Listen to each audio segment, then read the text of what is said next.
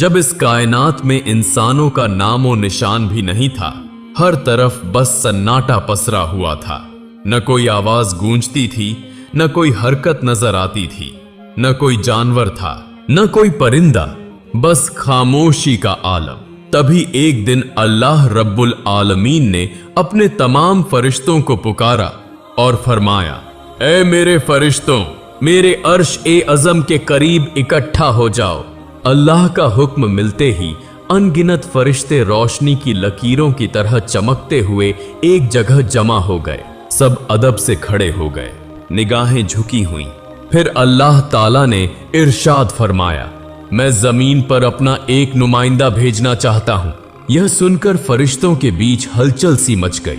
उनके चेहरों पर हैरानी उभर आई, दिलों में सवाल उठने लगे। उन्होंने बड़े अदब से अर्ज किया, ऐ हमारे परवरदिगार, क्या आप ऐसी मखलूक को जमीन पर उतारना चाहते हैं जो वहां फसाद फैलाएगी, खून खराबा करेगी, जबकि हम तो हर लम्हा आपकी तस्बीह और इबादत में मशगूल रहते हैं। फिर नई मखलूक की क्या जरूरत है? फरिश्तों की ताज्जुब भरी बात सुनकर अल्लाह रब्बुल आलमीन ने फरमाया, ऐ फरिश्तों, मैं वो जानता हूं जो तुम नहीं जानते। कौन मेरी इबादत करेगा, कौन नाफरमानी करेगा, इसका इल्म सिर्फ मेरे पास है। मैंने तुमसे मशवरा नहीं मांगा, बस तुम्हें अपनी मर्जी बता रहा हूं। यह कलाम सुनकर फरिश्तों के दिल कांप उठे। उन्होंने अपनी गुस्ताखी महसूस की और फौरन तौबा करते हुए सजदे में गिर पड़े। सबने माफी मांगी और अल्लाह ने उनकी तौबा कबूल कर ली। इसके बाद अल्लाह ताला ने अपने 4 अजीम फरिश्तों हजरत जिब्राइल, हजरत मीकाइल, हजरत इसराफील और हजरत अजराइल अलैहिस्सलाम को बुलाया। 4 फरिश्ते अदब से हाजिर हो गए। सबसे पहले अल्लाह ने जिब्राइल अलैहिस्सलाम को हुक्म दिया, ऐ जिब्राइल, जमीन पर जाओ और वहां से एक मुट्ठी मिट्टी लेकर आओ जिससे मैं अपना खलीफा पैदा करूंगा। जिब्राइल अलैहिस्सलाम जमीन पर उतरे और मिट्टी उठाने लगे तो मिट्टी दर्द से रोने लगी। उसने गिड़गिड़ाकर कहा, ऐ जिब्राइल, मुझे कहां ले जा रहे हो?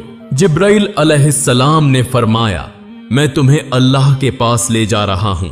वहीं से एक ऐसी मखलूक पैदा होगी जो जमीन पर उनका नुमाइंदा बनेगी। यह सुनकर मिट्टी और जोर जोर से रोने लगी।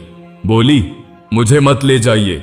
मुझसे जो इंसान पैदा होंगे वो अल्लाह की नाफरमानी करेंगे।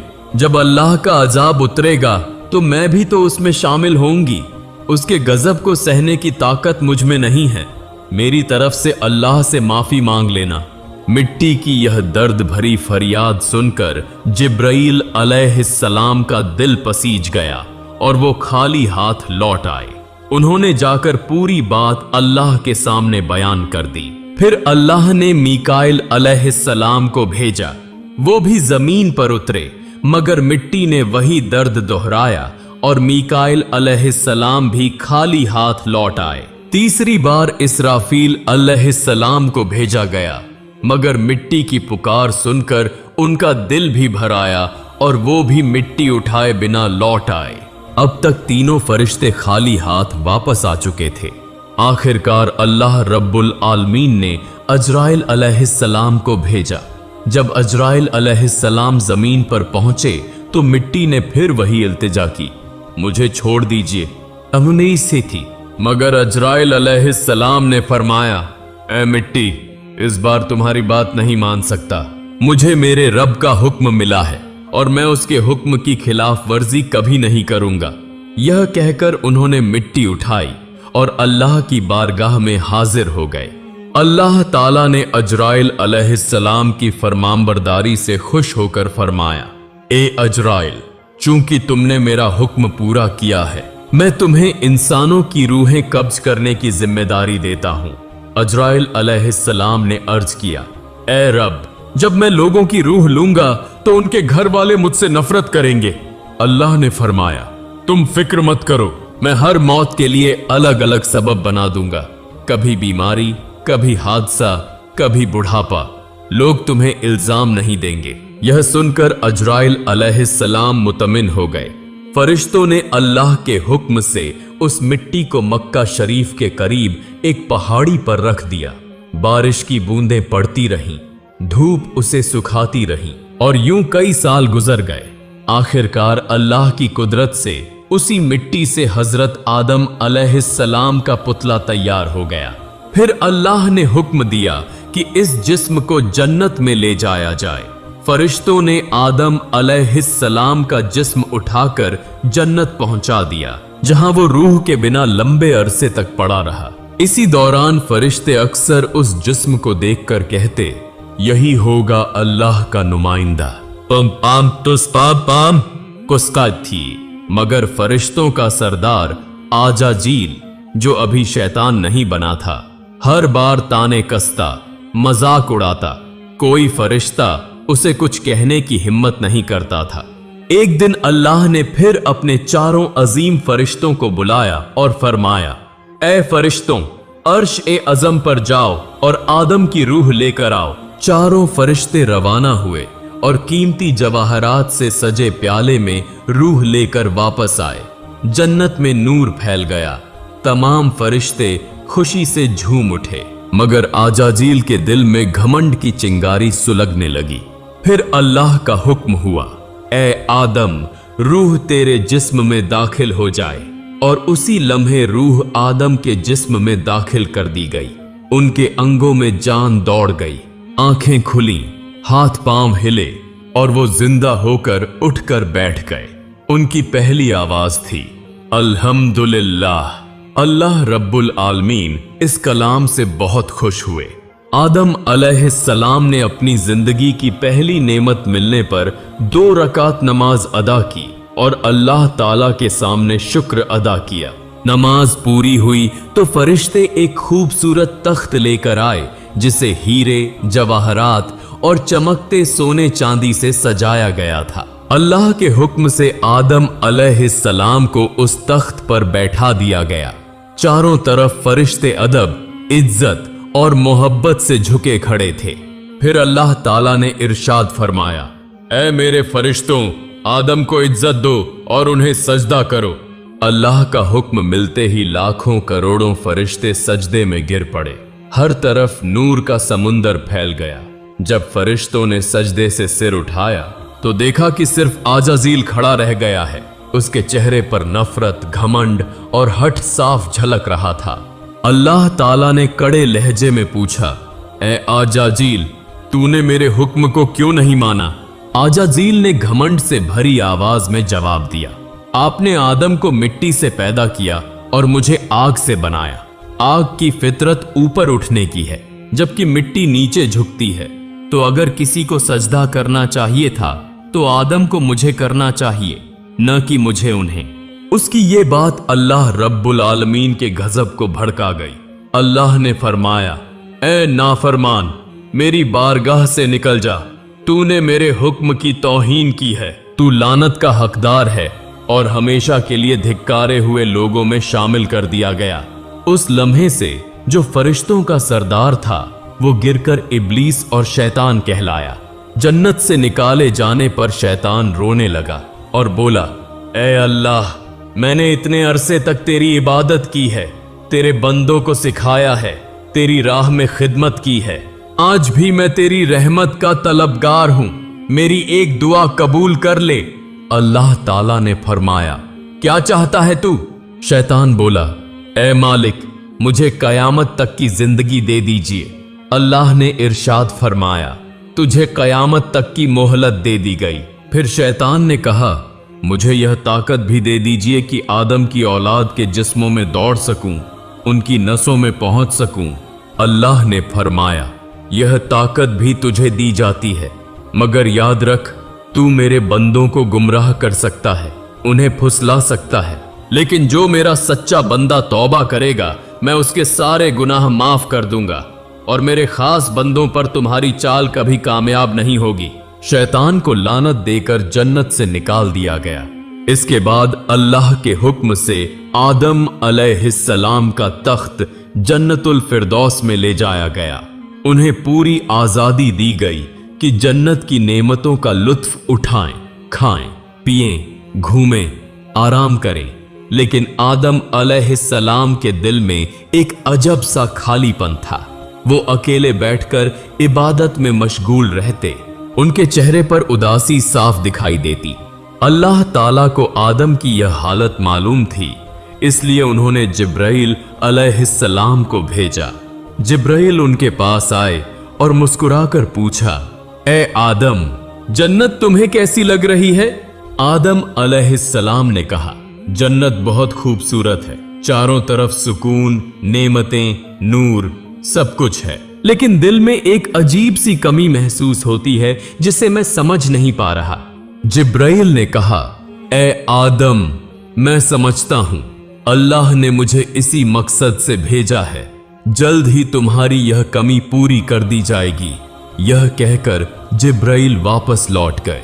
अगले दिन फजर से पहले जब आदम अलैहिस्सलाम हल्की नींद में थे, तभी जिब्राइल अलैहिस्सलाम अल्लाह के हुक्म से उनके पास तशरीफ लाए। उन्होंने आदम की बाईं पसली से एक हड्डी निकाली, उस पर चमड़ा और गोश्त चढ़ाया, उसमें नूरानी सांस फूंकी और इस तरह एक नई तख्लीक का आगाज हुआ। वह हड्डी नूर में नहाई और कुछ देर में एक हसीन पाक औरत का रूप ले लिया, जिसका चेहरा चांद से ज्यादा रोशन था।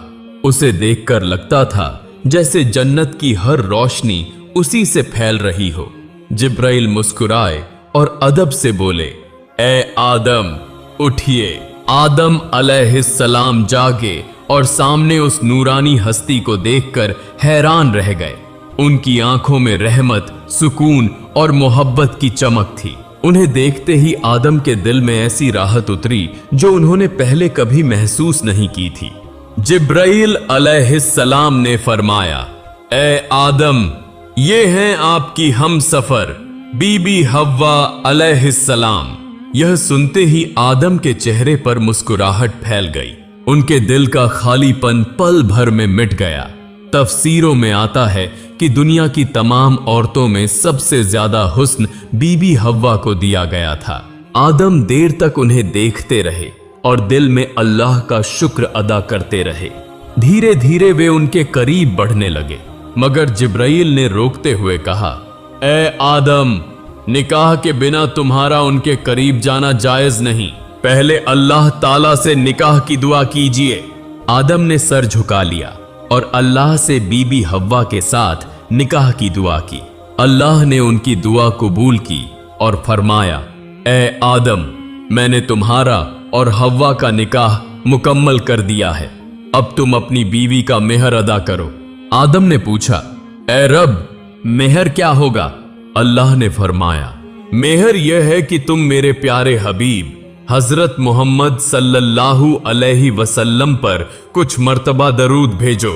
आदम अलैहिस्सलाम का दिल इश्क से भर गया।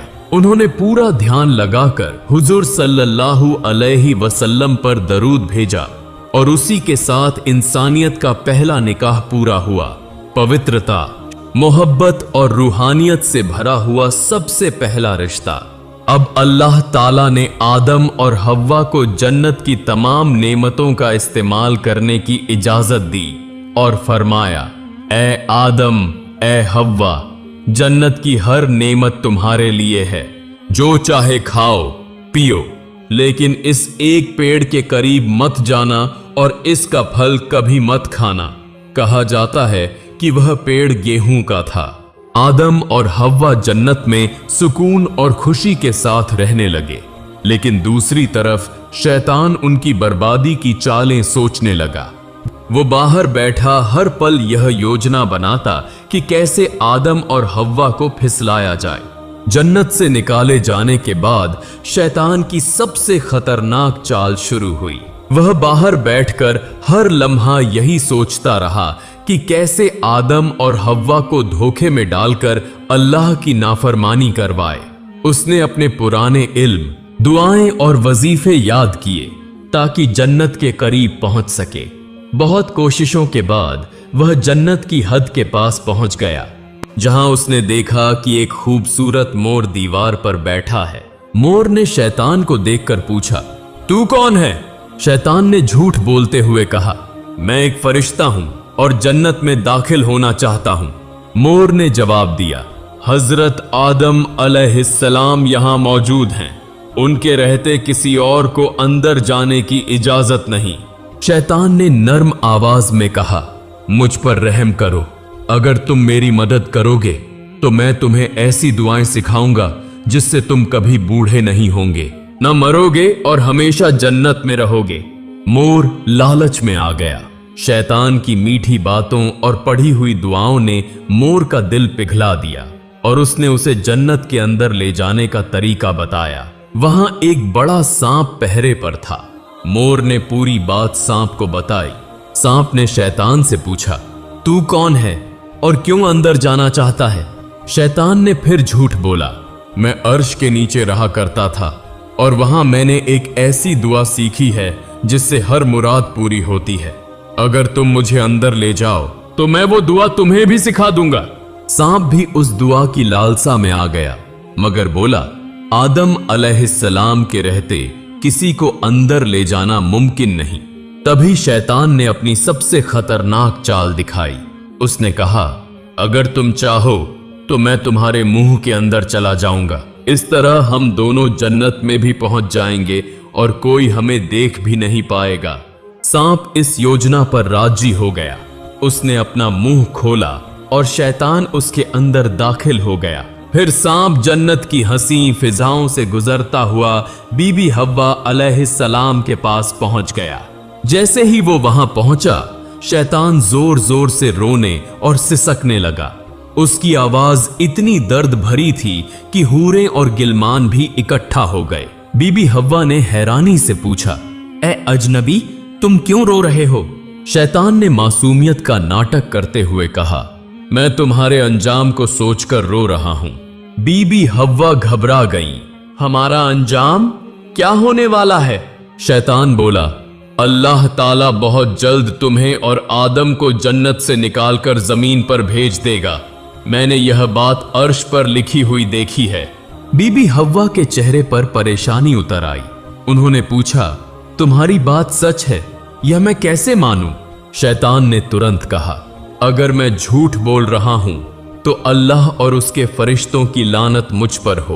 उसकी झूठी कसम ने हव्वा का दिल पिघला दिया।